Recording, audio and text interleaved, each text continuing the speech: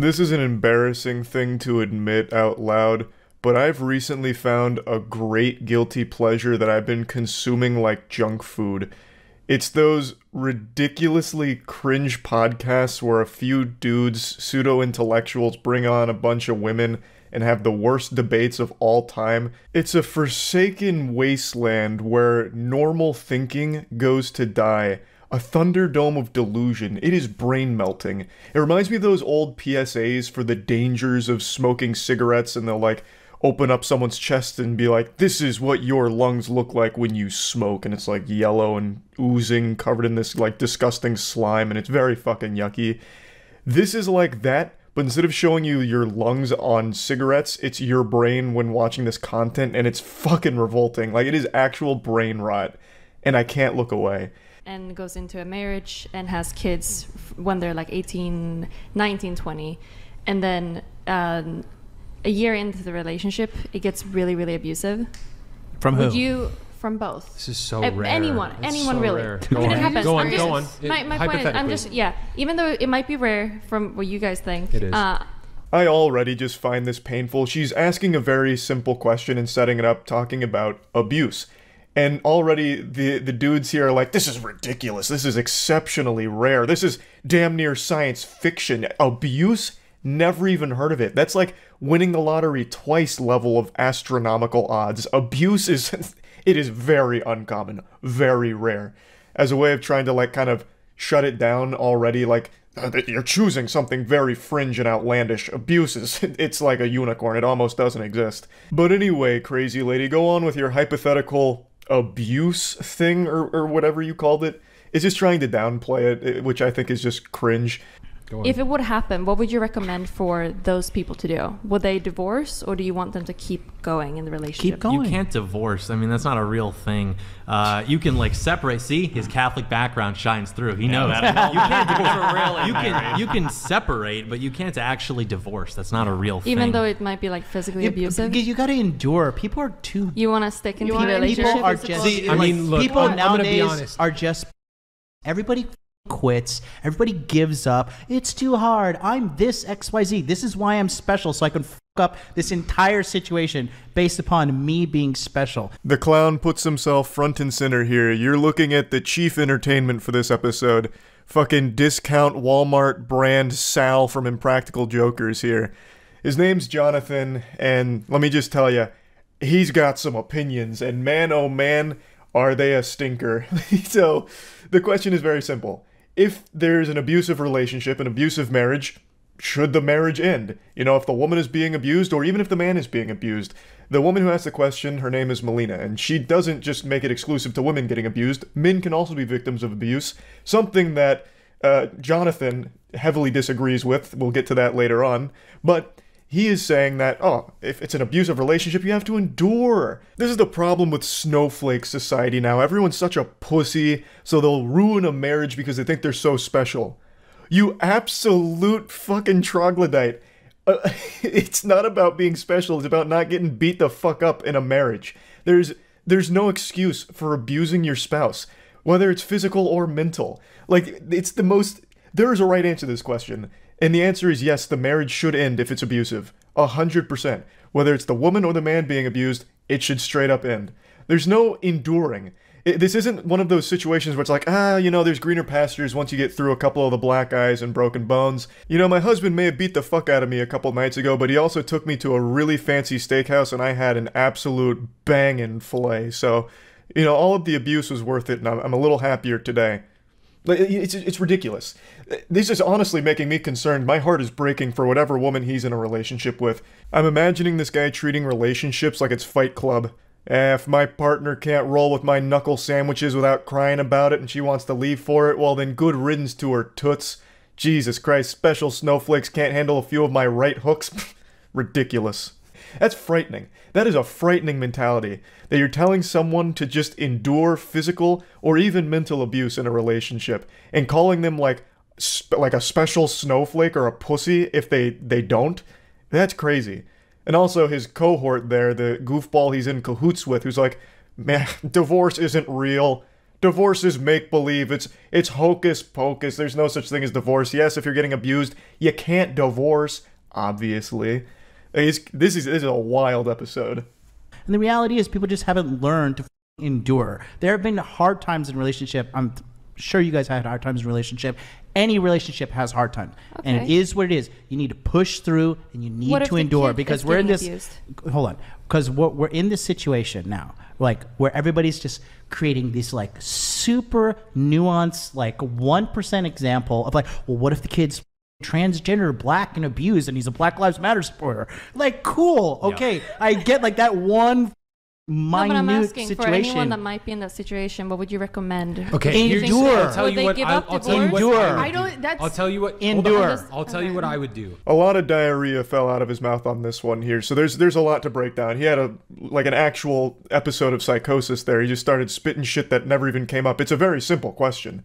It really wasn't nuanced. She just said, in an abusive relationship, should the marriage end? It really doesn't get more simple than that. A fucking child could understand the question. There wasn't anything about, like, all these nuance that you bring up. But anyway, Smash Mouth has his meltdown there for a second, but his message is still the same. No matter what, you gotta endure. You gotta endure the abuse. He even has the chutzpah to equate abuse to just a hard time in a relationship, as if it's just some little obstacle, little hiccup that every relationship goes through. Brother, abuse is not a hard time in a relationship. That is a fucking crime. That is when a relationship ends, should end. I wouldn't want my daughter in that situation, quite frankly. And I understand the argument to endure because I have people close to me who grew up in abusive households and it lasted for periods of time and it was a phase and they endured through it and they ended up raising healthy, successful families. Their faces really tell the whole story here. This reaction's pretty on par with that statement. Abuse is not a phase. It shouldn't be a phase. This isn't a normal thing. There's no reason to start normalizing abusive relationships as something every couple needs to go through or will go through. Abuse isn't acceptable. Full stop. Like, that's where... This was a really easy slam dunk for these dudes to answer. Should a marriage end when it gets abusive, whether for the woman or the man? And the answer is easy. It's yes. A relationship isn't something where there should be an abusive phase. If there is an abusive partner, that partner needs to seek legitimate help and get help for controlling whatever violent urges or impulses they have. But that doesn't mean that the other partner needs to stay in the relationship while they're getting that help. Especially not if there's children in the household, because not only is it dangerous for the partner, it's dangerous for the kid to be around as well. I think it's very simple. I don't think it's that nuanced. Abuse just isn't acceptable. Like, that's a super easy thing for a normal person to answer, but we've cultivated this culture online where everything needs to be like a debate, even on the simplest topics. Like, you just saw Smash Mouth have that meltdown, like, oh, you're getting into all this crazy 0.1% example nuance of abuse and then all of these other factors, like, out of nowhere, when that wasn't even what was discussed. It is the easiest black and white question. To an extent. So you would say that families. To stick in those relationships that might be abusive to everyone involved and a child, if there's a child. I'm not saying like, hey, stick in the relationship and get the shit beat out of you by your husband. I'm just asking you what you believe. I'm just telling you. Even if it's a small extreme thing, I'm just asking you what you think if you should stick in that relationship or not. It is such an extreme example that I can't give a prescription for what other people should do. There is an element. God damn it, it's not even an extreme example.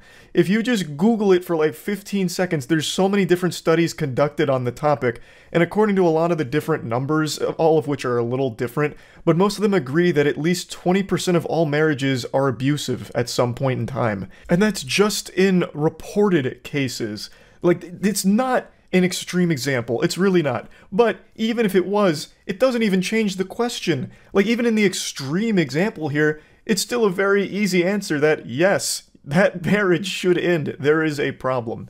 Now, this guy here is trying to play nice with everybody, so he's like, oh, yes, even this goober over here talking about endure. I mean, there's almost an element of something salvageable of his point.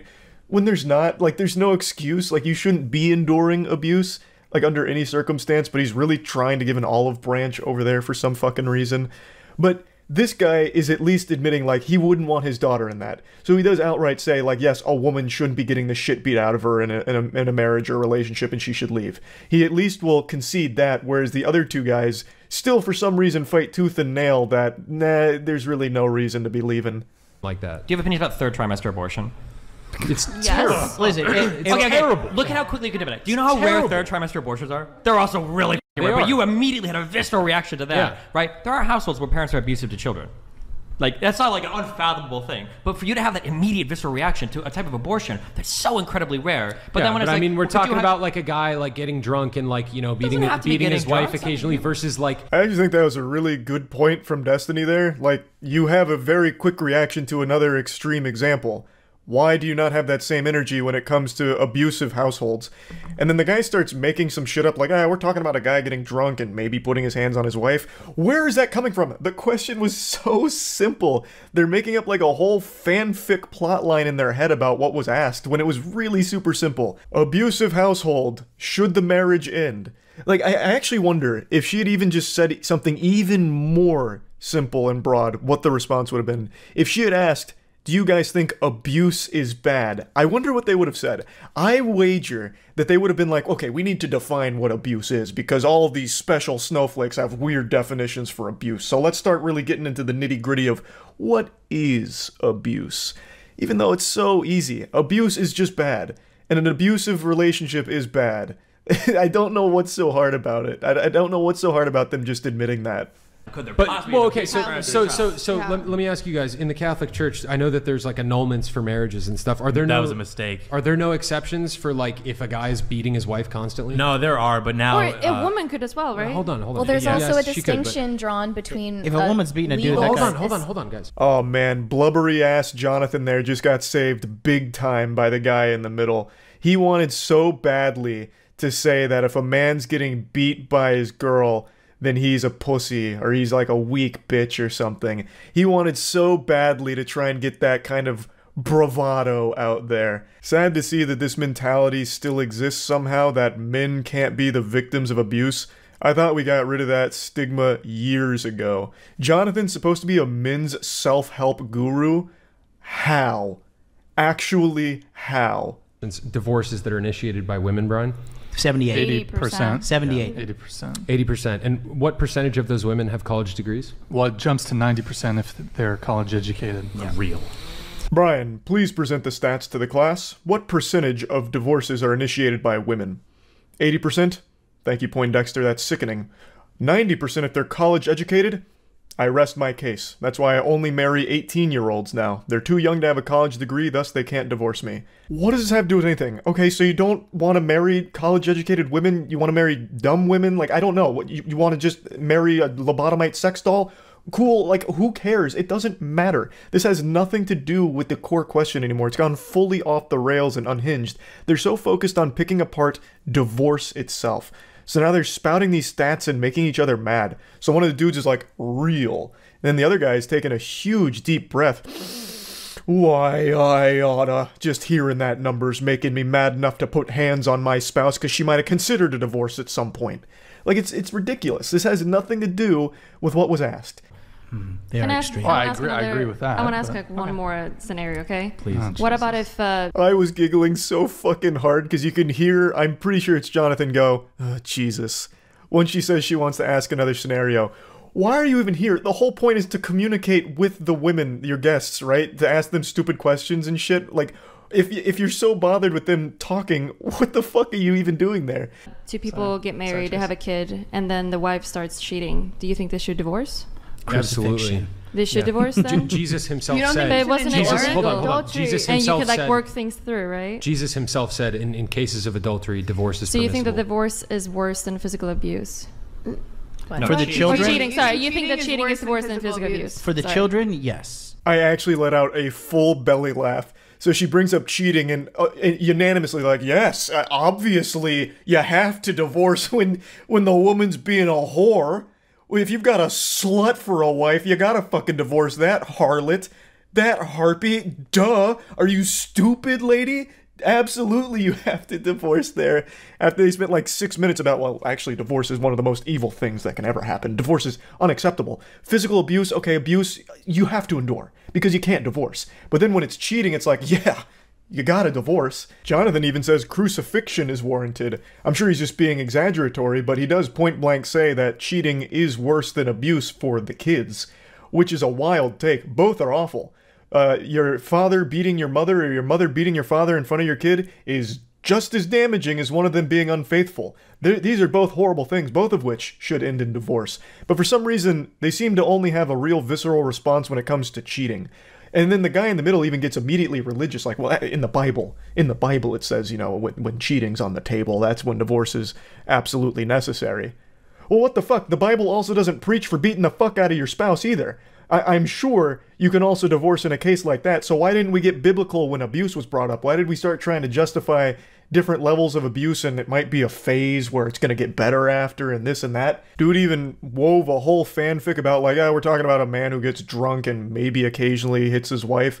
Like, what the fuck? Like, why are you making excuses for abuse and not for cheating all of a sudden, right? Like, and Melina even calls that out. She's like, oh, well, what about, like, working through it, or, you know, maybe the cheating's a phase. And like, no, absolutely not. Cheating is the end-all, be-all. This is crazy. Like, I was absolutely howling with laughter when we got to this segment in the podcast. Absolutely I think I'm not going to say this is worse. Divorce I mean, is worse for the children. I already said that if a woman's Cheating, getting yeah. abused, yeah, I think she should leave. Like, Yeah. I mean, if it's a brief temporary thing, like, What if it's mental abuse? Okay, now Do you think less if cut and it's- dry. if it's You are cheating and setting mental your abuse? child up. I think there's a small chance that Jonathan may have misunderstood the question. He may have thought he heard, is divorce worse than abuse? And that's what he was saying, that divorce is worse than abuse for the kids. Which is still a fucking stupid take, so I'm gonna tackle that one as well. What the fuck, man? You think that somehow kids witnessing their parents beating the shit out of each other is somehow less damaging than if they had just gotten divorced? You've got some issues you need to work through. My goodness. And then also, that lady that's behind them is saying that it's less cut and dry when it comes to mental abuse. Why? Abuse is abuse. What are you talking about? So far, up until this point in the episode, she hasn't said too much. She mainly just kind of agrees with everything the guys say. But she says it's less cut and dry when it comes to mental abuse, which leads me to believe that she thinks it should be cut and dry when it comes to divorce for physical abuse. But she didn't say anything. She didn't chime up and say, like, hey, I agree, the marriage should end then. She just stayed silent, because I guess she was just looking for things to fight them on as opposed to agree with, which I think is always such a weird component of these debates, where if you agree with your opponent, you're apparently losing, or you lose points by doing so, which is so fucking backwards. And that's why I think debates in general are kind of worthless, because it's never about changing someone's mind. It's always about just cementing your own beliefs and never faltering and never changing perspective on anything. So nothing good ever really comes from it, except for just general entertainment as a spectator. And this one had me giggling, so I wanted to talk about it a little bit. That's it. So yeah, here, I'll check this out when I fill up my water and take a piss. I love the quote on that. I'll smack you, tit boy. What does that mean? There's a lot of layers in that onion to peel apart. Let's see what this is. I don't know who Wes Watson is, but I'm very curious to see what he does to tit boy. How did I find success? How do you define success? What does that mean for you? Success is, you know, being free, being able to do what I want to do every day when I wake up. Wrong. Success is how much pussy you get. Duh, idiot. Where's Wes Watson? Set everyone straight here. Is this him? No vices. That means no drugs, no alcohol, no bullshit. Don't have to hide behind nothing. I mean, what's rich? I mean, you get to do what the fuck you want. I don't. Is this Wes Watson? Is this the right guy? Let me see. Or is this Tit Boy? Who's who here? Okay, that is Wes Watson. Didn't he just say no drugs? Brother, gear is a drug too, you know that, right? No drugs, except for the ones I do. No vices, except for the ones I do. This guy probably actually did have gynecomastia at some point. So he is literally Tit Boy. Ash, dude. Pull your fucking shirt Because off. I've been- Tell me you're fucking proud Because of yourself. I've been to fucking. Oh, well, I gotta rewind. I always love that. Pull your shirt off! Show me your body! and let me touch it a little bit. Because you're probably not proud of it. Are you proud? If you look in the mirror, would you guys say this motherfucker's proud of who the fuck he is? That's a bag of trash, dude. Pull your fucking shirt off. Tell me you're fucking proud of yourself. Because I've been to fucking prison? Jesus Christ, because look I've been at to you, prison? bro. You got 10-inch arms and tits. Men don't have tits. No, they go to prison where they get fucking where they get raped up the ass. You've never been to prison. Look, that's what happens. Shit you don't know. They go to prison. This is a crazy argument. Get your ass Hold beat on. in front of You think everybody. that's better? You think that's better? Let's let him. Yeah. Titties. Anyway. Who do you think would win? In what? Yeah. Okay. A fight? This guy would probably win. He's got that roid rage psychopath energy. This guy would get snapped in half, no doubt. But if we're talking about like a lactation contest, this guy he's harping on the titties of would not win. It would be this guy. This guy's got so much gear in his body, his tits probably lactate all the time by pure accident. This guy's probably got a pump in his fridge. So it just depends on what kind of fight they're having.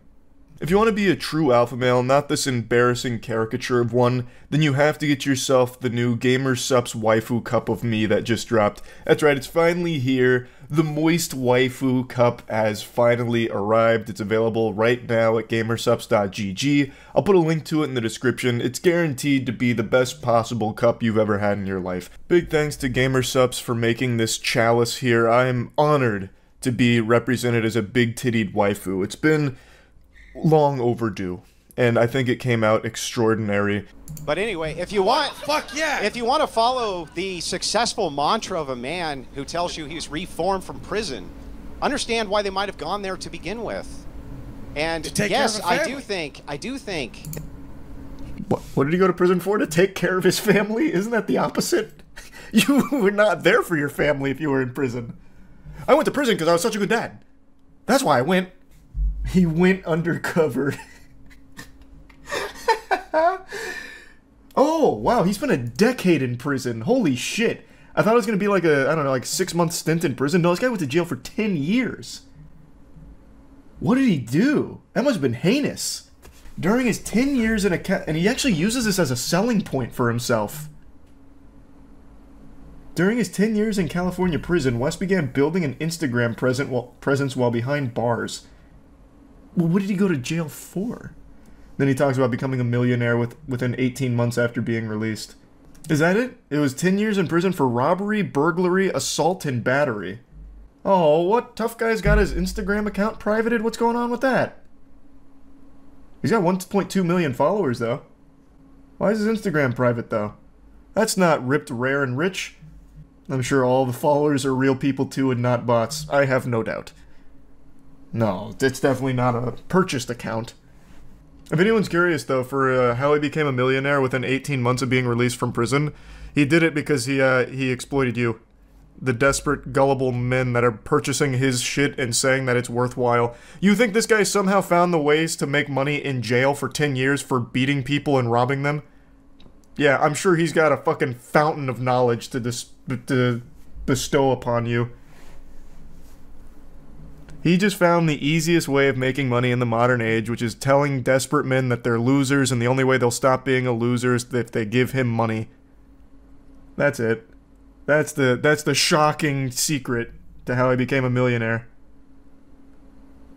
Charlie, he invented docking and copyrighted it. True, actually, maybe that is what it is. He brought docking into the mainstream.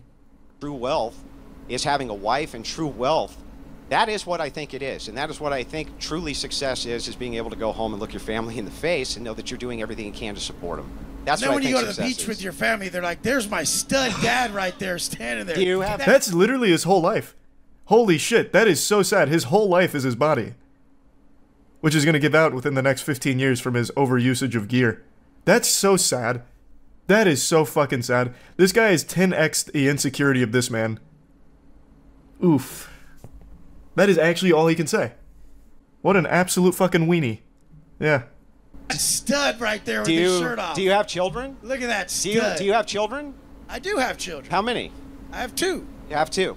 So, are you saying that your Bugatti and your money and everything else is worth more than your children? Like, my dad's a superhero. Look what he brought to the table. Look how hard this guy works. He came from nothing to this. Yeah. He's, God damn it. You're still whining. Stop whining. That is a make an product. argument. I will smack your fat ass. So you're gonna. Dude, All right. look Let's at just. your goddamn self. Okay. Oh man, this is much worse than I thought it'd be for this guy. Yikes. Eek. Eek. I'm sure his children are so proud. My dad's a superstar. Look at him melt down on this fucking podcast about this guy. All because his body isn't as exploited with gear as my dad's. I'm so happy. My pop is the best. Oh, he only spent the first 10 years of my life in jail. What do you mean? He's a great dad. This is not what men look like. Let's let him What do they finish look his like? point. Fucking shit. What do they look like? Bald prisoners? Is that what they look like? This is the problem in society. If you're like this, think they could talk to someone like me like that. You started it, goofball. Oh my god, he's getting. This is why he privated his Instagram account now. I see. Oh my, he's getting destroyed. That's what the show is supposed to be about. I like this shit. So personally, So do I enjoy it. Yeah, it looks like you enjoy it. Private account. Yeah, we can We have can move on, but Jesus yeah. Christ, men don't have tits. Thanks for your sub, Jan. Physically, Men usually have hair. We can agree on that that too. He has Physically. crossed over gender barriers. Right. That guy actually only has a single thought in his mind at any given time. My body versus that body. My body better. My body use all kind of HGH substances. Thus I win. And he can't process anything else. Need some other little fucking lame douche over there. Oh man. I'll still answer the question. Is giving someone an expensive watch? Would any of you guys really hang out with these guys? This is This guy is having. This guy.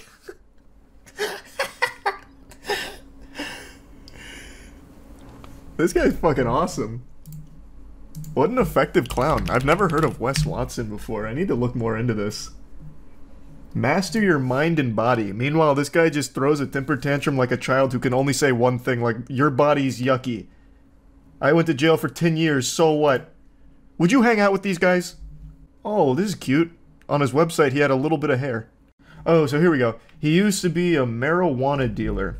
And it looks like he was sentenced to jail for what Chatter mentioned earlier with like the robbery, assault, burglary, whatever, all of that. But he used to be a dealer. So I'm guessing... I still haven't seen exactly what the case was. But I'm guessing it was something about like a deal gone bad, maybe? I don't really know. I thought so. Okay. So the... This is so crazy. I think this is right. So, the person he's currently dating is the woman who had that very viral plane meltdown and then got offered a porn deal. So, his current girlfriend is this lady, I'm pretty sure. At least according to the articles that I was coming up and reading about this lady. I did nothing wrong. No, you shut the f*** up. You shut the f*** up and your bitch. Goodbye. You shut the... Film me. I'm Instagram famous, you f***ing bum. Shut the f*** up. It's crazy. That's a perfect match. That is a perfect match. Two insufferable people dating each other. You couldn't script that any better. Did she take the porn deal too? That would be the cherry on top of the Wes Watson shit cake. This is so interesting. Hold on, one more thing I want to look up that I saw pop up briefly when looking into Wes Watson. Just, sorry. And then we'll get back to him screaming about whatever the fuck he's melting down about, shaking his fist at the clouds. Your body isn't as ripped as mine, clouds. You have no right here. Okay. So what I saw come up is that he also has a podcast, but that doesn't seem correct. It looks like he was a guest on a podcast, and it was called How to Date a Bad Bitch. And it's him talking about dating that plane lady that was melting down. Alright, sorry, I'll stop looking up shit on the side here for side quests. Let's see what else he has to say. Jesus Christ. They're skilled at some things. Whoever fucking said that. Hang on. That bass guy right there just said, hell yes, shut up. That's fucking hilarious. You're awesome. Different guys on the this panel. is why most people don't invite me places. Guys. Different guys on the panel. That's so sad. No. Have different skills. Yeah, that is so sad. Why would you say that? This is why I don't have any friends. Man, I don't have any friends. Look how quiet he gets after saying that, too. We could tell his tits are all jiggling. God, that's actually all he's got. Hey, bro, your toupee, it's still back there in the back. Go get it. I shaved my head, you little faggot. Are you sure they... Oh, boy. Uh-oh. back here. Guys. I want to see these guys women. Let's put these trolls back here. Women are not objects in our world because we're not material. Hey, Wes, I don't think you want to play that game, brother. Your woman went viral for being an insufferable asshole that everyone clowned on, and she got offered to do porn. Like, brother, you don't want to play that game. You really don't. This guy super sucks. He talks about how he used to be a huge drug-dealing kingpin who lived in big mansions, but the reality is he sold a little bit of weed and slept on his friend's couch. No, that's the propaganda that they're feeding you. He really was. No, dude, this guy, Wes Watson, he really did live in the biggest mansions, fuck the baddest bitches, sell the dopest weed. You got your facts mixed up. We're gonna move on. You cry if you want. We're gonna move on. We're gonna move on. He's still going. He's so hurt. We're gonna move on. That's all you got is threats. We're gonna move on, guys. We're gonna move on. We're gonna move on, guys. We're gonna move on. Rich, gonna be proud. No, it looks like they calmed him. Well, calmed him down is the wrong word. It looks like he ran out of words in his head. So then he blue screened in his brain. What an interesting guy. He's like if you tried to have someone do their best to be Dan Bilzerian, but without the actual money. Just taking like core personality traits and rolling them up into one guy who's battling his inner demons of insecurity. He's trying so fucking hard to put on the persona. He's more like a D-list Liver King. Liver King tries to be like wholesome. Like Liver King, he's just a scammer. This guy is both a scammer and an insufferable asshole who projects his insecurities onto every single living being with a pulse, it seems. And then privates his Instagram account when people tell him that he's a loser. That was interesting. That did lead to a new discovery here of the Wes Watson rabbit hole. I looked more into his arrest. He basically got arrested for beating up and robbing a low-level weed dealer at a random motel. Brother, that's not what happened.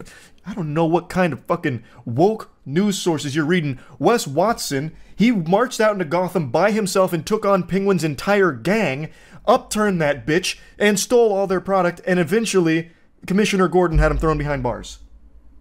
That's what happened. And he did it for his family. That was pretty cool. That was pretty fucking awesome.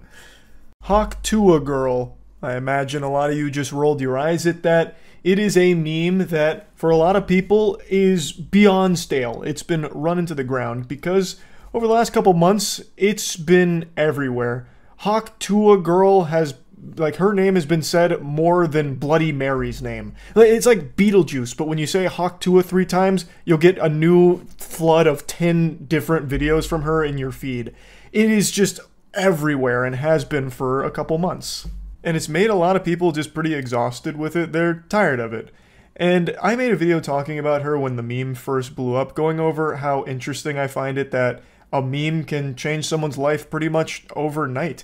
Something as simple as talking about spitting a loogie on a wiener can lead to a whole career potentially, and I never really blamed her for trying. I also did find it really weird how quickly she was speedrunning the influencer route. Within like 3 days, she had like a whole PR team. She surrounded herself with like a bunch of parasites that were suckling all the clout out of her like these fucking vile leeches. Like she was immediately talking about starting podcasts, starting her own, like, I think it was like a TV series or something. So she was going to launch the Hawk Tua cinematic universe to compete with the MCU from the sound of it. She was going on podcasts. She was getting paid like $30,000 to appear at clubs. It was insanity. And now the trailer dropped for that podcast, which comes out in a couple days, and people have been clowning on her for it. She is getting dunked on harder than I do when I play pickup basketball. She's literally doing anything to stay relevant. Does anyone actually give a fuck about her? Why are we keeping this girl relevant? Your 15 minutes are up. Your joke was funny for 2 days. Stop. Y'all really thought I was done? I'm just getting started, baby. It just feels so corporate and soulless. It just feels really inauthentic and artificial. That was what a lot of people said early on to the Hawk Tua timeline, that she was some kind of plant, because she did have like an entire government think tank assigned to her right away to try and like keep her name out there and keep people saying Hawk Tua, spit on that thang as much as possible. So it felt really forced. And zoinks, Scoob, this trailer feels more forced than this smile. It's called Talk Tua. It's not an awful name, like it's kind of silly, but it also just continues to reinforce the meme itself, which makes people even more annoyed with it if they're already tired of it, you know what I mean? Like, this just really feels like how Vought would handle a meme in the boys universe. It smells warm. F you. Yeah! What's one move in bed that makes a girl go crazy? I'm Haley Welch. A little while ago, my life took a complete left turn and it changed forever. And along the way, I've realized that everybody's entitled to their own opinion. Well, now it's my time to talk. Check out my podcast every week, Talk to Them, where I'm sitting down with the coolest guests and having actual conversations with them. And Pookie. Who is Pookie? Who is Pookie? He may stop by too. New exercise every week. Subscribe to that thing. I love that selling point of having actual conversations with the guests. Look, I'm not a chef in the kitchen, but I can speculate on the menu. They're going to be serving up nothing burgers with those conversations. Just a hunch. I get the impression that this is all driven by a firm. So what I'm imagining is all the guests are going to have like pre-approved questions that are okayed by the department that's going to be like really sterile, really safe, and hyper vigilant of being like viral potential clips. So like her smelling a shoe or flipping that question about what's a move in bed that makes a girl go crazy. Like, that all feels really, really fake.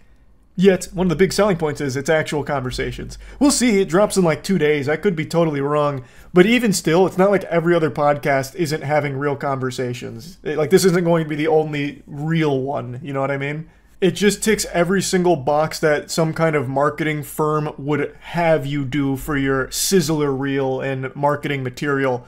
Pookie might stop by. Hooey! It could be anyone. Who the fuck is Pookie? You'll have to stop in next week for this Talk to a season finale to find out. It could be goddamn Steve Jobs being brought back from the dead. Maybe he never actually died. Maybe Hawk Tua's spit acts as some kind of necromancy, and she's the damn saliva sorceress, and she revived him. Who knows?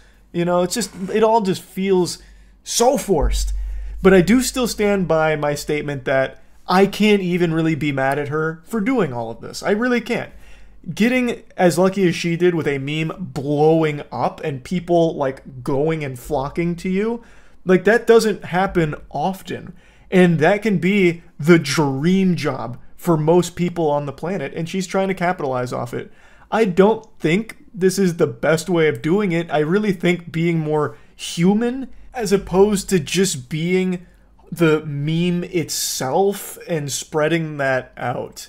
I gave this example before, but maybe many of you don't remember the tragedy of You're Breathtaking Guy. It's not a story the Jedi would tell you, but I've mentioned it before. Quite a few years back, Keanu Reeves was at an event and he was talking about how the game looked breathtaking, and someone in the crowd shouted, "You're breathtaking," at Keanu Reeves, to which he said it back to that gentleman. And that guy came forward, everyone cheered him on, he became an overnight sensation, and for, I think it was like almost a full year, he rode that puppy as much as he could. He was milking those titties dry. He tried to use You're Breathtaking as his branding. He called himself the Breathtaking Guy, if I remember correctly. And people got really tired of it really quickly. And that same thing seems to be happening to the Hawk Tuah girl to a lesser degree, though, because she does still have a lot of people that are really excited about this. So it is working to a certain extent, but I just really think the best path is to just separate from the meme a little bit. Like, hey, you know, this was my lightning rod. I know you guys know me as the Hawk Tuah girl, but, you know, I'm just kind of hanging out here. I started a podcast if you want to check it out, and just have it be more organic. Hey, I'm playing the One Piece card game tonight on stream if you guys want to stop in and tune in, as opposed to just like wrapping everything around the meme, because it just feels so inorganic. It really does feel like an industry plant situation to a certain extent. But yeah, anyway, just want to talk about it a little bit because I do find it very interesting. That's it. See ya. I love podcasts now. I just watched one of the most emotional and most important episodes of a podcast I've ever seen, and we've got to go over this together. I hope you're ready to get in touch with your emotions, because this one, you're going to need a box of tissues nearby for. What's one thing that you love as a man in the bedroom that you think is kind of falling off today, that you think more men should be into, more guys should be doing? Oral sex. Eating pussy.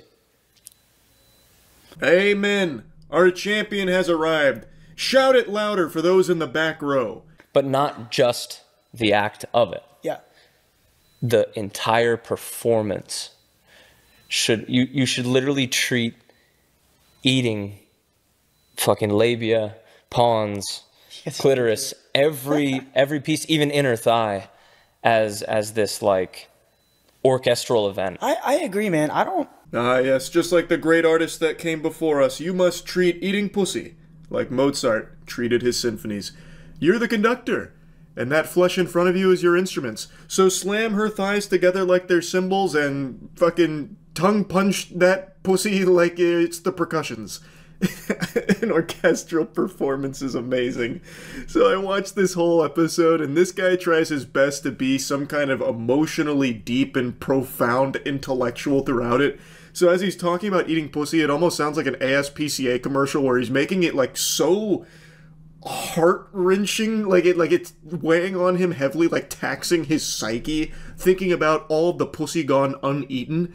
So he's like, I half expected him to be pitching a tent there with the way he was getting into it. Like I felt like he was starting to get hard. Girls tell me that they'll say, yeah, my ex would go down on me, but be no more than 15 seconds until he would just come up and then start inserting into me. It's like, okay, well, you're not going to get anything done in 15 seconds. I'm sorry. I don't care how good you are. You're not. Yeah. Things take time, especially when you're working with such a beautifully intricately designed, like, oh, I love it. Oh yeah, you can see the butterflies get in his tummy as he gets the joy of talking so passionately about something he clearly loves so much. Vagina. Oh yeah, he's getting like the chills going over it. It feels like he's just pretending. It's so over the top, it just feels forced and fake. It honestly just seems like he's making an audition tape to find a girlfriend in the comment section on TikTok. It reminds me of like when people around you are talking about something that you don't really know about, but you don't want to feel excluded and be looked at like a weirdo, so you just kind of pretend like, oh yeah, Severance, of course I've seen it. I love it. I can't get enough of it. Stop me if I'm just, blabbering on, but I could go on and on for hours about this show. Like, the writing is watertight, and the cinematography is some of the best I've ever seen. Like, and that episode you're talking about, I was stunned. I was actually stunned. Meanwhile, I haven't started Severance yet. Before the podcast started, I was ready with that question because Garrett was looking in the mirror over there and he was going, you know what I miss?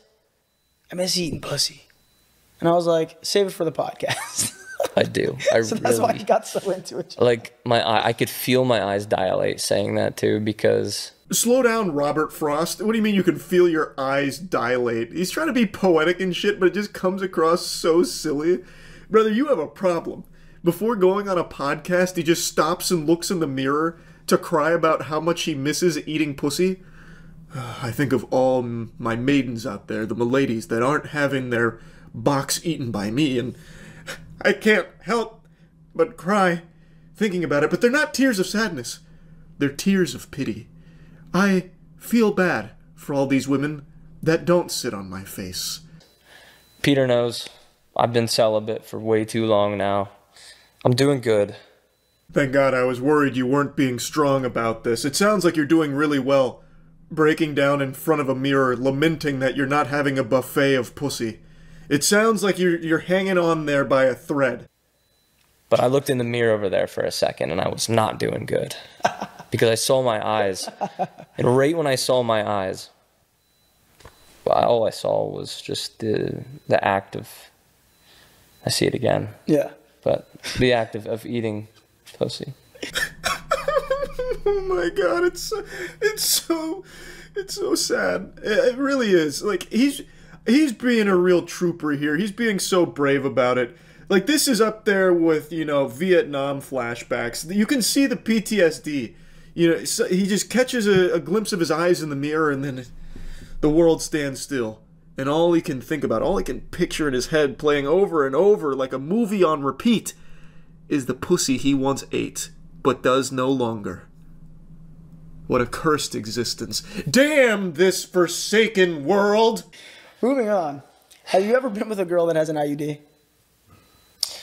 Yes. I've spoken about this before. And and my little brother was like, can you feel it? And I was like, absolutely, I felt it. All the comments were hating on me. You can't feel it. You can't reach in there. And I was like, you can. You can't. So then I did a little more research because I know I felt something. And apparently it's the string that's hanging down you could feel. Yes. So I wanted to elaborate that. You can feel an IUD. It's just the string that's kind of hanging down a little bit low. As he was going through this exhilarating tale, I thought it was going in such a different direction where, you know, so the comments were clowning on me for my IUD take, so I did a little more research, and turns out they were right. I wasn't feeling the IUD. Instead, what I felt, I realized, was Garrett's penis coming in through her butt, and our tips touched in the middle. Like, I thought that's where it was going with the way Garrett was reacting to it. That's the man really in touch with pussy eating and, like, his emotional chakras. That's Garrett. But it hurts. It feels like a hard metal you're hitting. It's not very comfortable. I find it pleasing in some shape or form, only because it's just... An IUD you find pleasing? Well, not pleasing, but it's a nice little surprise at the end, you know? At the end? What the fuck are you talking about? We're about 30 minutes deep into the podcast here, and now even the host, Peter, is starting to get, like, a little concerned and on edge. Like, Garrett, what the fuck? Like, he just outright calls him out on it. Because this has been his aura the entire show, where it just feels like he is trying to cater every single response to trying to make women go, ah. And he's just saying things that are just weird. So he'll just be like flicking the water bottle top. Sat on a banana. Changed my life forever. I find serenity in having G-spot manipulations conducted by unlicensed chiropractors. Did you know that? It's because it allows me to find more peace within myself. Because I found, through walking this path of celibacy, a path not many would dare walk, but me being Garrett, the bravest man on this planet, I walk it while thinking of pussy day and night. And while the rain crashes upon my glowing skin, I think to myself, what's next? Where do we go from here? Where do we come from? What happens after we die? And these thoughts wash over me like a toilet bowl flushing a morning shit. And that's when I realize, I miss pussy. I miss it so much. Because I just love it so much. The intricate design. Oh, it's divine. Yeah, it is. There I go. Thinking about pussy again. It's just such a beautiful thing. Yeah. IUDs. No, you're right, Peter. You can feel them, and it's just such a special surprise inside the cereal box, you know what I mean? Oh, yeah, I use my spoon, penis, and I go in there and I'm scooping out the IUD. I'm scooping it out. It's just so good. It's just so good. It's so good. Wait, for another day. Do you know what an IUD is? Or are you just saying shit? I'm just saying shit. Yeah. Wait, do you not know what an IUD is? There's no way you just went along with this conversation. No, I know. No, I do know what it is. What is it? It's a fucking contraceptive that's up inside. Okay, so why'd you just say it's a surprise at the end? The end of the tunnel. Like, everything's going great, and then you just get a surprise. Just for being there. Okay. Garrett, you're overheating right now. Tell those neurons to slow down because they are cooking too much. Like, you're not looking like a desirable mate. Like, your wife isn't in the comment section right now leaving her phone number. Right now, you're looking like a fool. You wouldn't, I think I've asked you this, would you ever not sleep with a girl if she was on her period? Ever not sleep with her? Yeah, like, would you not sleep with a girl just because she's on her period? Like, would you be like, ah, no, I would never react like that. How would you react? I'd be excited about the situation, actually. Pretty normal response. Oh, you're on your period? Yeah! It's go time! I love that he's like almost offended, like, no!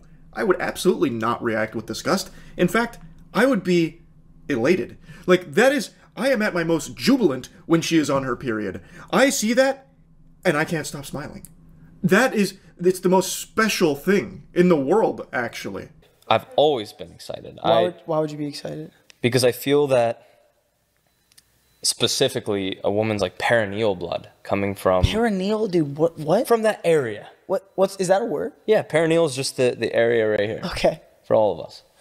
So, the blood coming from the cervix. Yeah. I truthfully believe that it has some divinity to it. I believe that it has healing components to it. I agree with that. And not only... Science also agrees with that. You remember the whole fountain of youth thing? Well, they found it inside some pussy. You see, the blood coming from the cervix, as Garrett is describing here, it is not only has divinity, it legitimately can act as a panacea, curing pretty much anything under the sun. You need only be an alpha in touch with his emotions like Garrett. Like, you need to be excited by the sight of it, and you should be, because it's a magic elixir, that blood. Now, as someone that doesn't have periods, I can only speculate on how great that must be, and how lucky you are to have such a powerful divinity pouring out from your orifices. And it's a drink fit for a king like Garrett. Is it a belief? It's just something that I love to entertain and be a part of. I feel like there's such a connective thing that you get to share. I think that's how you create a soul tie. It could be, and... It most definitely is a soul tie. I never stopped to think about it, but now it seems so obvious. Absolutely, it's a soul tie. Period fucking, it takes two souls and does this. And then they digivolve into one soul that's tied now. If it doesn't create a soul tie, it sure as hell creates a wonderful experience sexually. If I can't get my sword a little bloody, I'm not a good knight. Dope. Words well spoken, bro. That was profound. If I can't get my sword a little bloody, not a good night. Honestly, I think that's the most beautiful conclusion to such an emotionally charged episode of this podcast. I fucking loved that. Wow. Garrett, thanks so much for your service to vagina everywhere. You're a real gift. Like, I don't know what he's doing right now. Maybe he's sitting in a dimly lit room, writing haikus, going over how much of a blessing it is to be able to even exist in a world that has pussy in it. And you know what? That thought brings me solace. That's about it. See ya. There are more podcasts on YouTube than there are stars in the night sky. Everyone has been convinced that they're a unique, special little butterfly and that their insight is invaluable. And now that there's so much easy access to recording equipment, everyone gets this insidious little idea planted deep in their noodle that it's time to start a podcast. And my God, I tell you, it's a plague. It's a disease, a virus that's infecting the mind of the most insecure and insufferable people of all time. For some reason, once that AT 2020 touches their hand, they just scream their insecurity from the mountaintop with authority, proudly. And it blows my mind. But I've never seen insecurity projected quite like what I'm about to show you today. So I am still shocked that he hasn't scrubbed this podcast episode from the entire cyberspace, just wiped it from the internet. Like, if this was a clip of mine, I would have paid every penny I have to my name in order to ensure this never sees the light of day again, that this clip stays buried, like the fucking Millennium Puzzle from Yu-Gi-Oh! It is that embarrassing. Like, you couldn't lock me up in Guantanamo Bay and torture this clip out of me, and yet he still has it on his channel. So the podcast is like a bootleg Fresh and Fit, where they just get a bunch of women together and ask them stupid questions and then rate each other's beauty. And then he gets really offended, like visibly upset, and I really thought he was going to start bawling his eyes out, crying in the fetal position. And I've watched a couple of their episodes now because I was curious if this was like an isolated thing. But no, this is pretty common. This is like a staple in their show from what I can tell, where they just have this section where they ask the women that they bring on to rate their beauty, rate the podcast host's beauty. Listen, ladies, we're rating just off physical appearance, just off beauty, okay? Same standards. Trust me, we're not going to get hurt, okay? That's the biggest lie ever told since the time Kellogg's tried to convince the world that sugar doesn't make you fat. So, the segment is rate our appearance, basically, which is some actual middle school, literal baby brain man-child behavior shit. That is insecurity at its finest, to have the women you bring on as guests rate your appearance. That's so stupid. I'm surprised they don't also play Spin the Bottle and Truth or Dare. And maybe they do, I've only watched a couple of their episodes, but he says that they're not going to get offended with the ratings. Well, do I have news for you? All right, cool. Stop being delusional. What the fuck? All right, so now what I want you to do is, ladies, real quick, don't fucking waste my time. Rate the guys. Do me a favor, Josh. Stand up real quick, man. Everybody look at him once, man. He's not going to stand up again, all right? So I want you to rate me, my co-host, and then our fucking producer.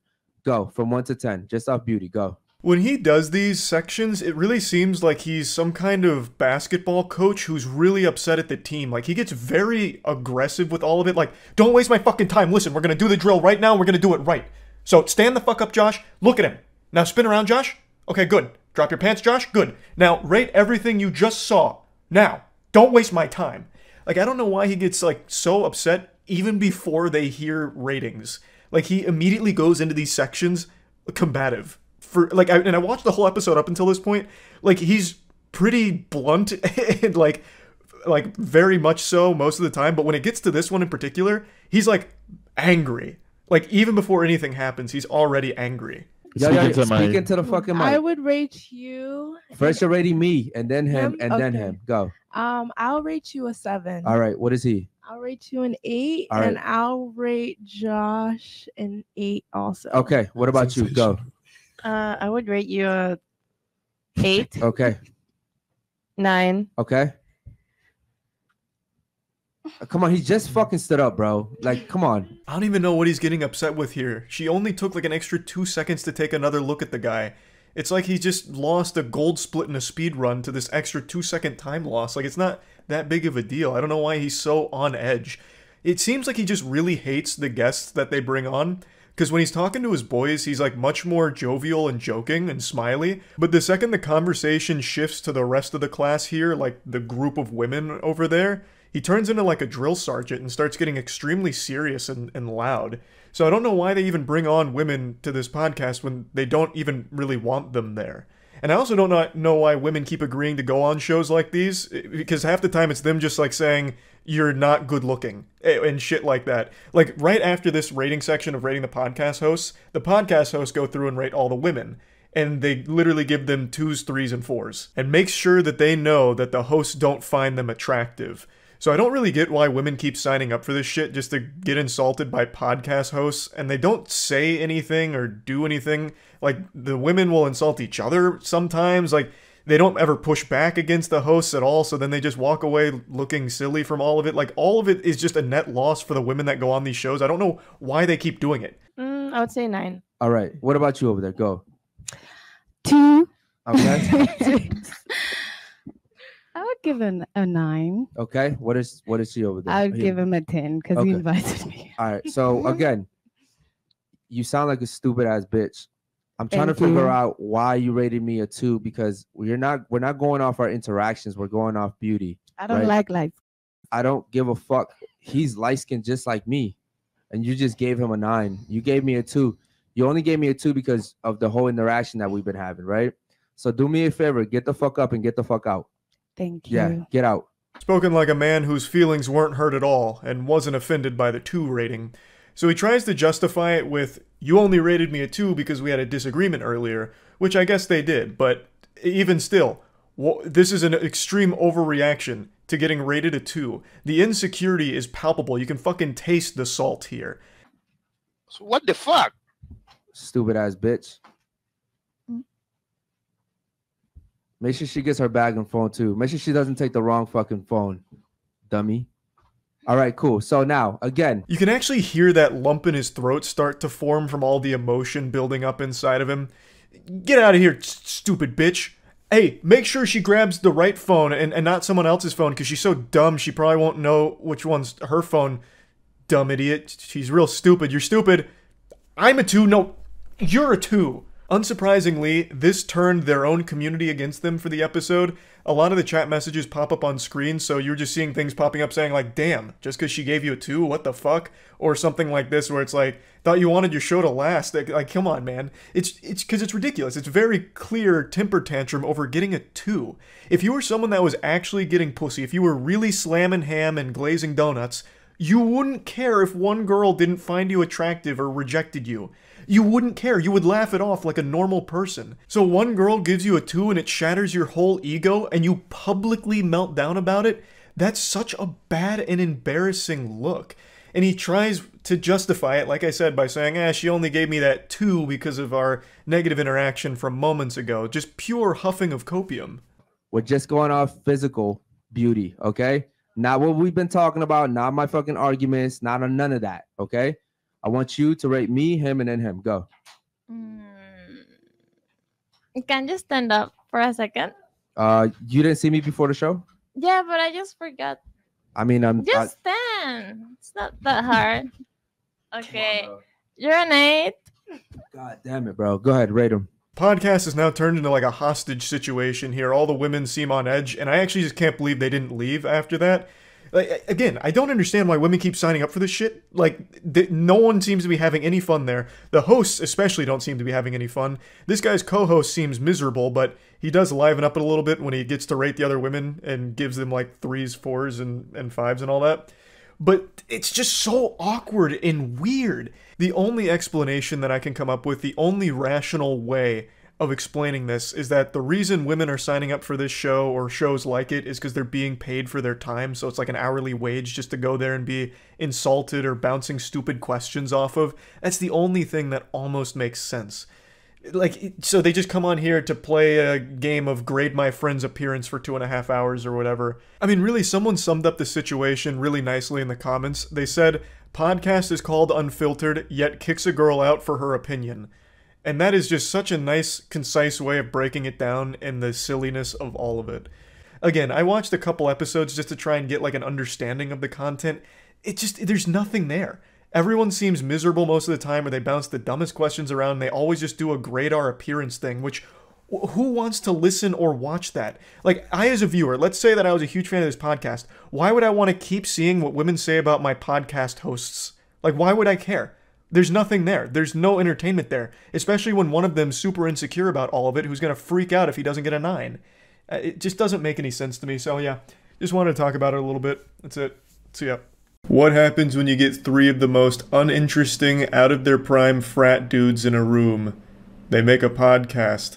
And like all other alpha podcasts, they focus on shitting on women. But this time, the unique selling point of this alpha podcast is all 3 of them rolled a 0 in the charisma stat. Between the 3 of them, they can very rarely form a complete sentence. It's like a game of fucking Mad Libs because they can't help but keep interrupting each other, and the one time they brought on a female guest, I think she maybe got 3 words out before they kept like dogpiling on every single breath she took.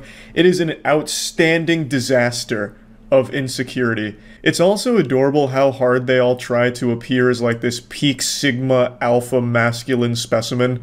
This is a podcast I'm sure none of you have heard of. I only found it because a YouTuber named Chad recently made a great video on it, and I knew I had to dive into it and watch more of their content. On TikTok, they're a bit of a laughingstock. They're just a fucking punching bag for most people to insult for good reason, obviously. So I wanted to watch more than just like their best moments montages where it's like, women cheat more than men, those bitches. Like, I wanted to watch like the actual full context and full episodes. They have 3 right now. But it was so hard to watch them because every time they try and speak, it's like a kid who gets called on in middle school to stand up and read in front of the class and they're nervous. They just drone on and on, getting lost in their own sauce, forgetting what they were even talking about. They just keep fumbling over words and they just keep placing new filler words in there and it makes no fucking sense. It's like, I have no mouth and I must scream some dumb shit, but they just can't do it. Let me show you. Yeah, plus like too, when you're in that bracket of fucking really financial, I'm not, you know, but one day I will be, when I'm in that bracket of like being fucking rich as fuck. Right. I feel like, you know, especially like, I don't know, like a lot of dudes get played for their fucking money. And, so, yeah, a lot. And they get made look like fucking fools. Because after a while too, you know, money can only get you so far with getting pussy and shit. Well, it depends. At the end, and it's true, and like they'll be like, "Oh, fuck them. I'm tired of them. The fucking housewife." That bitch was plotting. He was plotting from the jump. You know, what's funny because I was that's like, her personal need. Yeah, right. Which I don't understand. That's what I'm saying. So Yeah, like, fuck that. why are you gonna use my money that I fucking made to do something? Yeah. If you want money, you ask for it, and I'll gladly give it to you. Yeah, because I don't want you sneaking money out the day. We're financially fucking way better off than most. Yeah, yeah, but yeah. Just don't like fucking, yeah, I fucking agree. But like, This was from the timeless classic, Women Cheat More Than Men, their biggest episode and a real hit. I couldn't watch the whole thing because this is the whole thing. Stretch this kind of conversation across an hour and 15 minutes. It's impossible to sit through. It literally sounds like someone skipping through dialogue options in like a Fallout game. It sounds like you're just listening to William Shakespeare in Old English and none of it's making sense. I want to know what your boyfriend brings to the table or what you expect him to bring to the table. Or even any man. Not like we don't have to like focus on your guy. But just any what does a guy have to do? Respectful. Okay. So looks don't play a role in the first part. There you go. Just let her go. Yeah, let her go. Relax, buddy. Let her go. This was a really big moment for the podcast. They really went out of their comfort zone and brought a girl into the boys club in order to get deeper insight into females. Unfortunately, she wasn't able to really speak that much because the crew didn't really like when she'd talk. So like right away they just ask, you know, what do you want in a guy? And she says respectful. The fucking room goes silent and one dude's like, so looks don't matter then, huh? Like, you get so deeply offended off rip. All three of their minds were blown. She said respectful, and one guy just, his whole soul is crushed. Like, what about looks, huh? What about looks? Are you lying to me, you crazy fucking harpy, huh? You come onto my podcast, you old battle axe, and you're spreading fibs? No, respectful doesn't exist. Not even a real word, not a thing. Looks, that's all that matters. That's what I've read on the forums. Don't fucking lie to me again on my own show. I say, if my wife lets herself go after I have kids with her, if I'm going to tell her once, if you don't get your shit together, I still want to be sexually attracted to my wife, my spouse. But if you even can't girlfriends, do that, girlfriend too, if you can't do that, I'm out. All three of them are pretty dumb, but this guy right here is like the superstar imbecile. Every time he says something, it's the dumbest shit. He was the guy that immediately got offended when the girl mentioned the word respectful. It was like a fucking vampire getting hit with sunlight when he heard that. He just started like melting and like in pain. All he cares about is looks and pussy, from what I gather. That's his whole personality. And anything that challenges his belief that looks are the only thing that matter in the world, he takes great offense to. So this video they disabled comments on because they were getting clowned on ruthlessly. And, you know, very un-alpha-like to be a coward and disable your comments. They're keeping the video up, and apparently they had a response to it, which they took down because they also kept getting clowned on with that. Can't confirm because I can't find it. Yeah, his whole point is super goofy. So my wife has kids with me, and then she stops getting hotter, and I don't find her hot anymore, and that's her fault. I give her one chance. If she doesn't fix herself, I'm out. Aging is cringe. So when my wife hits 40, I'm leaving her ass, and I'm going back to dating 18 and 19-year-olds. I mentally checked out of my last relationship for so long. But I don't want to say you broke up. Yeah. Another point. Goes the fucking show. Another point. No, but another doesn't point. say anything. No, it's not like anything bad. But No, it's like not after you. everything Hold on, I've I'm been gonna let you through. finish your point. I'm gonna let you finish your point. Guys at home watching, if you're fucking, once you'll know when your girl's mentally checked out, and when she's mentally checked out, she'll entertain any dude. I'm not saying you. There's always exceptions to the rule. I'm saying they'll entertain dudes. They'll fucking even cheat on. They don't give a fuck because once when their mind's gone, the vagina still could be there. But once when the mind's gone, the heart's gone, they're done. There's no coming back from that. So like, you know. Oh my god. He's absolutely right! Oh! He just blew the case wide open. I fucking love that this dude immediately interrupts her for the millionth time just to make like an absolute nonsense point. The vagina might still be there, but the heart's gone. The soul went to hell. And now she's cheating on you there. Right? And the Avengers music, oh, it just sounds so good. It's like he's making the most profound speech of all time. Like, hey, shut the fuck up real quick, lady. I know I asked you this question, but now I'm talking. Cue the orchestra. Hey, cheating. And pussy. What's up with that? I genuinely just can't wrap my head around this whole crew here. I don't even know what he's thinking is going on right now. He thinks he's being so deep and profound and like this is somehow supposed to be inspirational, but it's not. It's not even close to anything at all. No, I got this right here. I got this right here. Women preserve their value. Men create it. Let me explain. Exactly. Guys care about a girl's past. A girl cares about a guy's future. Just like if your boyfriend. I care about your past. Hold up. I have no doubt the three of them are pretty close to illiterate, but what that guy's saying right there is verbatim what all of the other YouTubers who are alpha males try and parrot. They all vomit that exact same line into each other's mouths, and just like Ouroboros, just keep eating each other's asses for all eternity. That whole men create value, women preserve it, guys care about a girl's past, girls only care about a guy's future. They treat each other like anime protagonists. It's literally r/I'm 14 and this is deep. This is literally sad Facebook statuses from 2010. It's very clear that this guy in particular was very deep into the whole pickup artist community or whatever, because this shit is the exact verbatim shit that they all said in their seminars. I've watched a lot of those on YouTube nights on stream because they're really fun to laugh at. And to a certain extent, I do feel bad for this guy because he got fed this so much that now he's adopted it as a truth, and the cycle just continues. Hot topic. Very hot. Girls cheat more than guys. Oh, fuck yeah. Girls cheat more than motherfucking dudes. I was waiting to say that, bro. Period. They're sneaky. It's my personal mentality. Because I'm better than everybody. Yeah. I'm not an NFL player. I haven't been to the moon. I'm still better than you. That's how you gotta become. You gotta think you're the best before you are the best. Yeah. Right. Yeah, everybody. That's my personal mentality. Yeah, he's not an NFL player. He's not a doctor. Hasn't been to the moon. Hasn't had a meaningful relationship. Hasn't been able to read an entire chapter from a Harry Potter book. But you know what? He has a podcast, so he is better than you, pussy. I feel like if I was an employee at the Best Buy they bought the Blue Yetis at, I would be overcome with guilt if I ever found this podcast and recognized them. I'd be like, fuck, I could have stopped this from happening. I could have been the hero if I just didn't sell them the Blue Yetis. It could have all been stopped before it even started. Honestly, this has nothing to do with what we're talking about, but what's your take on fitness chicks? Valid. Like, as fuck. They're superior to all women. Top of the line. Agreed. Fitness chicks are superior to any woman. They posted this themselves as one of their highlights. Like, this is one of their finest moments they were proud of. Just fucking imagine that mentality, that this conversation is like a moment you're like, yep, pretty proud of that one. I mean, to be fair, in their defense, they didn't fumble through sentences because there were no sentences here. It was just like individual words back and forth.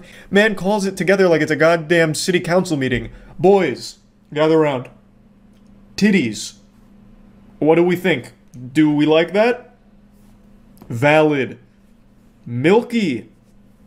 Top of the cream of the crop. Yes. I have absolutely no doubt in my mind that if I actually did finish all 3 podcasts to completion, there would be a million more wild and wacky moments, but it's just so hard to sit through their podcasts, so I haven't done that yet. So these were just some of the highlights that I found. These are the ones that were posted on their own TikTok, and as well as just a couple of moments that I skimmed through their podcast. And yeah, I just wanted to share this because this is just another very silly alpha male podcast. That's about it. So yeah. I love TikTok finance gurus. It's this beautiful cornucopia of cringe where they offer some of the worst advice you'll ever hear. Sometimes it's even just blatant to try and make you lose as much money as possible. Other times it's to promote some kind of scam where you pay them for mumbo jumbo. That one always just blows my mind because you are actually failing step 1 of being more financially independent by just wasting money on a guy who is actually just using you as a little piggy bank to exploit by telling you things that you want to hear. Whispering sweet nothings into your ear that are going to do nothing but have you keep paying him so you can keep suckling on his bosom of nonsense. Those always fascinate me. Today I want to focus on an outrageously stupid lesson that a finance guru tried to teach recently. This comes from Grant Cardone, whom I'm not overly familiar with. I've seen a couple of his seminars because he always gets clowned on pretty much any time he opens his mouth. I'll go ahead and show you his most infamous clip from 2 years ago. If I made $400 grand a year, I would be embarrassed with myself as a husband, a father, basically as a human being. 400 grand. How do you make sense of $35,000 a month? You guys haven't done the math. You have not done the math because you cannot live on 400 grand a year. Probably one of the most out of touch statements I've ever heard. That's up there with Ubisoft claiming that their pirate game Bone of Thieves or something, Bone on the Water, what is it called? Skull and Bones, since they claim that that was the first quadruple A game ever made. Like, it is shocking just how delusional that statement is here from Grant Cardone. Now, I'm not dumb enough to think that he really believes that. This is one of those tough love approaches that a lot of gurus take, because for some reason, some desperate men have like a humiliation kink where they want to be like talked down to and belittled. Like, you should be embarrassed as a man if you're not making 400 grand a year. Like, yeah, you're right, Grant, I really should be. Yeah, come on, keep telling me how fucking naughty I am for not making that much money. So he's just going through this grifting where it's like, if you're not making 400 grand a year, you're subhuman, you're a worm, you're pathetic, you make me sick. One of you come up here so I can beat your ass for not making 400 grand actually, please. The shit he's spouting is so over the top that I think it's pretty obvious that he doesn't actually believe any of it. $35,000 a month he claims you can't live off of. The fucking citizens of Narnia would recognize that that's a ton of money to be living off of, and they wouldn't even be familiar with our currency. So the point is, he's just saying the things he thinks people want to hear from this audience in order to try and make money off of them. Now, Grant Cardone made all of his money through real estate. He made an absolute killing, and he's a multi-millionaire now. And so he's changed his target to basically just trying to take advantage of desperate people that are looking to him to try and improve their financial security. But I'll tell you one thing, Grant Cardone is not giving you the tools to improve your financial situation. He's actually just making it worse for you because you're paying him. Like, you are losing money to get nothing in return. There's no value in any of the lessons I've ever seen him teach, especially not the one that I really want to focus on today. Every 15-year-old kid should be doing this right now. If you're getting an allowance of $300 a month, buy a piece of real estate that pays you $30 a month. Only use the 30, don't touch the 300. But how would a young, normal person get money? Allowance, side jobs, side hustles. I was 14 years old. I was working every weekend. I was mowing lawns, doing whatever I could to get some extra money. Hey, pal, you just blow in from Stupid Town? It's actually impressive just how much dog shit he was able to fit in only 20 seconds. That is an achievement, that he was able to drivel out so much trash in only 20 seconds. There's like a million things you can point out as being just blatantly wrong here. So let's go ahead and dive in. Let's perform a little colonoscopy on this. $300 a month allowance, Grant. Do you think that's normal? Do you think that that's the normal allowance that a child would get from their family? That is an absurdly high allowance. At that point, your family's already pretty well off. If you're getting $300 a month as a 15-year-old, why don't you just call over your butler Jeeves and ask him to grab a couple gold bricks out of the family safe? Then you've already succeeded as a millionaire. You don't even need Grant Cardone's advice on how to accomplish it. That is so fucking stupid as a number to be throwing around.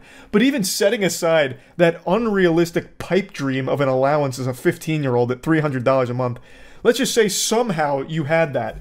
Grant, as a 15-year-old, how are you going to start investing in real estate with $300 a month?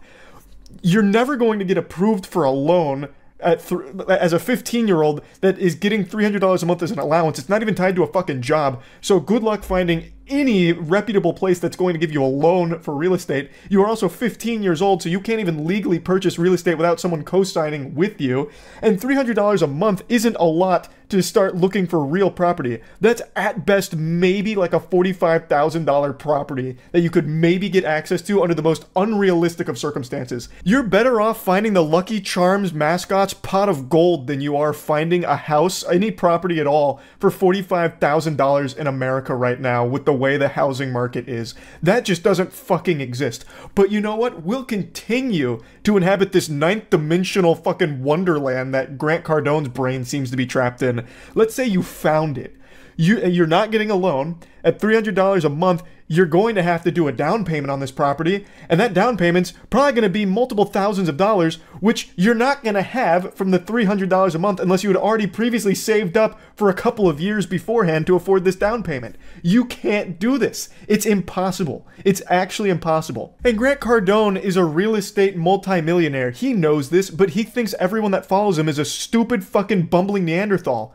And he might be right, I guess, if anyone actually thinks this is legitimate advice that he spouts out of his fucking mouth. This is so foul. It's so wrong. It's unbelievable. I also hate that so many kids see this, and I bet there's a not small number of them that actually think this is what they should be doing, being told that this is what every kid needs to do in order to make money. And maybe one day down the road, against all the odds, a 15-year-old does actually succeed and become a landlord. My heart breaks whatever family has to deal with that nightmare, that hell. In between tilted tower drops on Fortnite and playing Roblox with the squad, he then goes and collects money from his tenants. Oh, God, that's so miserable to even think is a possibility. But in Grant's world, he thinks that's what kids should be doing. It's actually incredible how often the financial guru advice boils down to step 1, start rich, or step 1, don't be poor. And he's even brainwashed his own daughter. Like, she does some videos on his TikTok page, and I'm not here to, like, insult her or anything. It's definitely not her fault. She's, like, 15 years old. But her father has really convinced her that this is, like, a normal thing that every kid has access to. So she posted a video about how she's going to be a millionaire before she's 20, and gave advice to kids her own age on how to accomplish a similar feat. I'm gonna be a millionaire before I'm 20, and this is how. I work for my dad's company. I have a contract with them and I get paid every month. That money then goes into real estate where I get some passive income I get to go spend. I'm just gonna stop it right there because the entire tutorial is I work for my dad's company. That's how I'm going to be a millionaire by the time I'm 20. And it's not like she really works for the company, she gets an allowance from her father, which is like 50 grand a year, at least according to TikTok, where he's giving her like bonuses based on performance of TikTok videos. So the advice is literally be born to a rich family.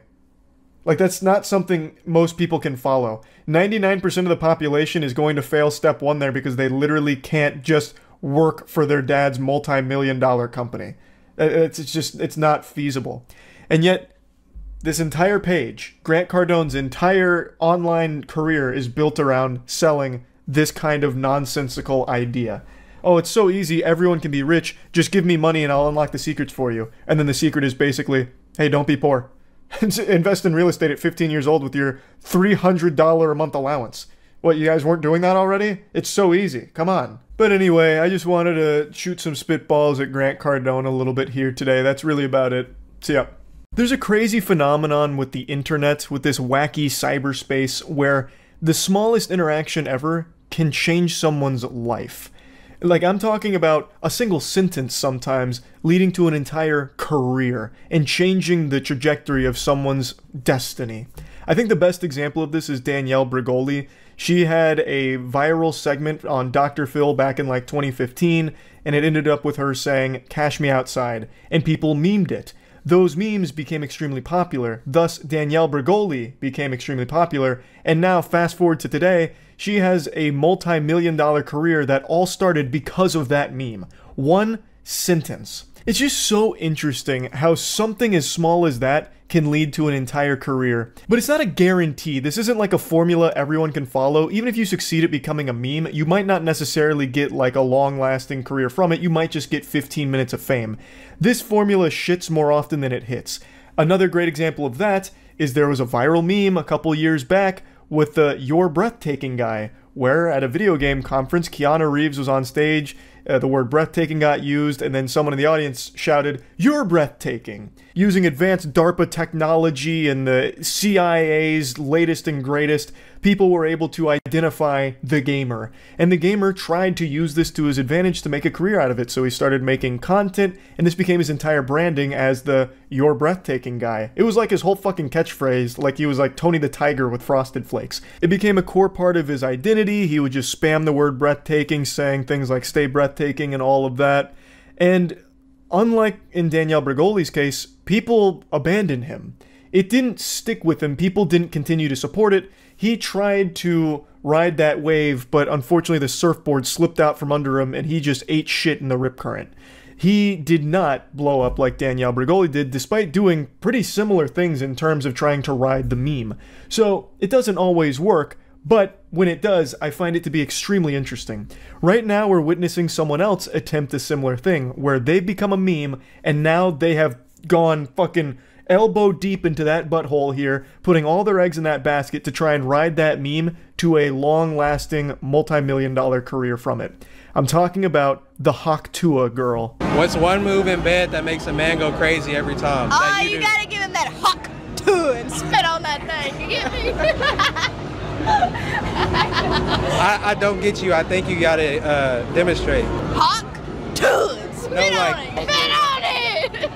I'm sure most of you watching this have seen this clip. Right now, the Haktua girl is more popular than Jesus Christ. More people know her name than their own parents' name at this point. She has blown up because of that clip right there. And really, it's an entertaining clip. I see why it became popular. I get it. You know, who doesn't want to giggle at someone saying, Haktua, spit on penis, you know, laughing at, like, you know, sloppy wiener spit, whatever. I get it. Like, it's not like I'm an old man shaking my fist on the lawn trying to figure out why shit's popular. I get it here.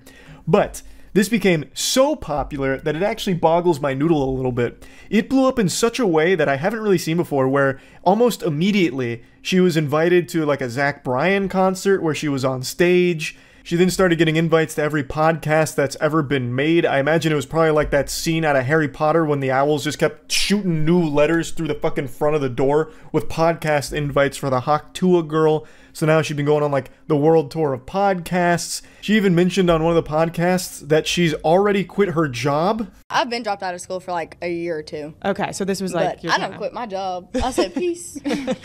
So now is like you're gonna go to LA, you're gonna go to New York. Oh yeah. Do you think you see yourself like starting your own type of like show or podcast, or are you just gonna be like an internet personality? I think we're going to do like a show, and then we're just going to be like on a bunch of podcasts and everything else in between. Cool. So kind of just figuring out as you go. Oh, yeah. There's more to come. Don't worry. There's more to come. Like, she has the whole team. It's so crazy. It happened. The internet is insane. Your life changed overnight. It really did. Yeah. For sure. She quit that job so fast. It feels like the second her meme hit 1 million views, she just turned in her 2 weeks notice and said, fuck it, I'm out. I'm a meme now. I'm better than this. You're beneath me. And she just walked right out the doors. And it's not that I don't respect the hustle here, like, I get it, like, in life, you're only given so many opportunities to try and make, like, the dream career happen for you, and this is definitely a gateway, like, it certainly could be. But man, she is fucking speedrunning the entire online content creator roadmap here. The only thing she's missing right now is making a dog shit rap song, which I do think is probably only a month or so away. You'll notice that in that interview, she said we instead of just referring to herself alone. And that's because she's already got a team behind her. This isn't some kind of Gollum and Schmeagol situation where she's referring to herself as we. She already has people around her working on making a whole career out of this. That is just so fascinating to me that all of a sudden, overnight, with a single sentence, she is now already going down this path in life to try and make it work. And it might work, it might not, maybe it fumbles, maybe it flops, maybe it pops. There's no real way to know for sure. But I do want to pop a finger in my butt and pretend to be Nostradamus here for a second. I'm going to make a prediction. She's going to release a rap song in the next month. It's going to have Haktua as like a hook. And I don't know what it's going to be called. Maybe the fucking Haktua Electric Slide Part 3. Like I have no clue. But I am confident that she is going to make a song in the next month. Mark my fucking words. Put it down. Etch it on the tablets right now. I'm going to look like a prophet here, even though I feel like most people are probably predicting the same thing. Because she's right now going through that stage where every creator does, where they start doing podcasts, they start talking about making shows. I don't know what kind of show she's going to try and make out of just that one single sentence. Like, that seems like a really hard thing to turn into a show. I'm very curious to see what that's about, but she's already getting the full content creator experience because she's already found herself in 2 controversies. So the first one was actually with politics. So on that podcast, she got asked a question about who she would spit on the dick for. Like, who she would Haktua on, basically. And one of the people that she was asked if she would basically suck the cock of was Donald Trump. And this is what she said. I have a game that I want to play with you guys. What is that? Makes me nervous. It's not that scary, I promise. It's called Haktua or Nah. And you tell me if you want to Haktua on that thing or no. Okay. I think you might. Are you into like older guys? For sure. Okay. Oh yeah. Fuck, my phone's not loading. Donald Trump.